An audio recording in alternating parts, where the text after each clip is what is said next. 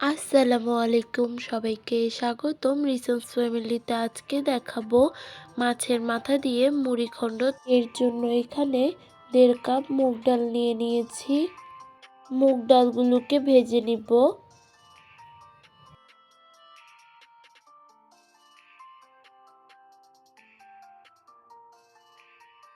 এখন ডালগুলো brown colour করে ভেজে নেওয়া হয়ে গিয়েছে। একটি বাটিতে আমি পর্যাপ্ত পরিমাণে পানি নিয়ে নিয়েছি। এখন পানির মধ্যে ডালগুলো দিয়ে দিয়েছি।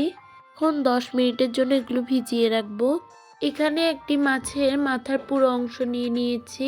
এখানে 1 চামচ লবণ এবং 1 চামচ হলুদ গুঁড়া দিয়ে নিয়েছি। এখন মাছের মাথার সঙ্গে মেখে ভেজে নিব। তার জন্য এখানে পরিমাণ মতো তেল দিয়ে দিয়েছি। তেলগুলো গরম হয়েছে। আমি এখানে একটি বড় কাতলা মাছের মাথা নিয়েছি। আপনারা চাইলে যে কোনো বড় মাছের মাথাই নিতে পারেন। এখন এগুলো ভেজে নেওয়া হয়ে গিয়েছে, উঠিয়ে নিব। ওই তেলে এখন আমি রান্নাটি করব। তার জন্য আমি এখানে 1 কাপ পরিমাণে পেঁয়াজ কুচি নিয়ে নিয়েছি। 1 টেবিল চামচ লবণ দিয়ে দিচ্ছি। 1 টেবিল চামচ হলুদ গুঁড়া দিয়ে দিচ্ছি। 1 টেবিল চামচ মরিচ গুঁড়া, 1 চামচ জিরার গুঁড়া, 1 টেবিল চামচ রসুন বাটা, 1 টেবিল চামচ আদা বাটা, 2টি তেজপাতা দিয়ে দিয়েছি। 1টি টমেটো টুকরো করে দিয়ে দিচ্ছি। 10 মিনিট পর ডালগুলো ধুয়ে নিয়েছি। এখন ডালগুলো দিয়ে দিচ্ছি এখানে। ডালগুলো কষানোর জন্য এখানে 1 কাপ পরিমাণে পানি দিয়ে দিব। মিডিয়াম আঁচে এগুলোকে কষিয়ে নিব। তার জন্য এখানে ঢাকনা দিয়ে দিয়েছি। এগুলো এখন কষানো হয়ে গিয়েছে।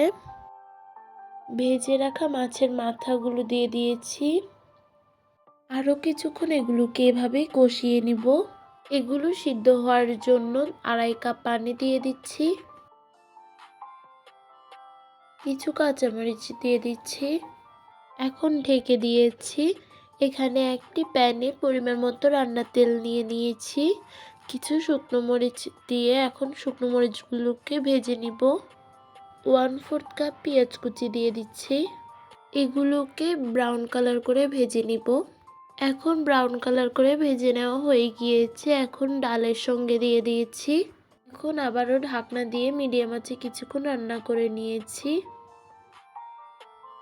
1 চামচ গরম মশলা দিয়ে দিচ্ছি। এগুলো 2-1 মিনিট পর নামিয়ে নিব কিছুক্ষণ ফুটলে।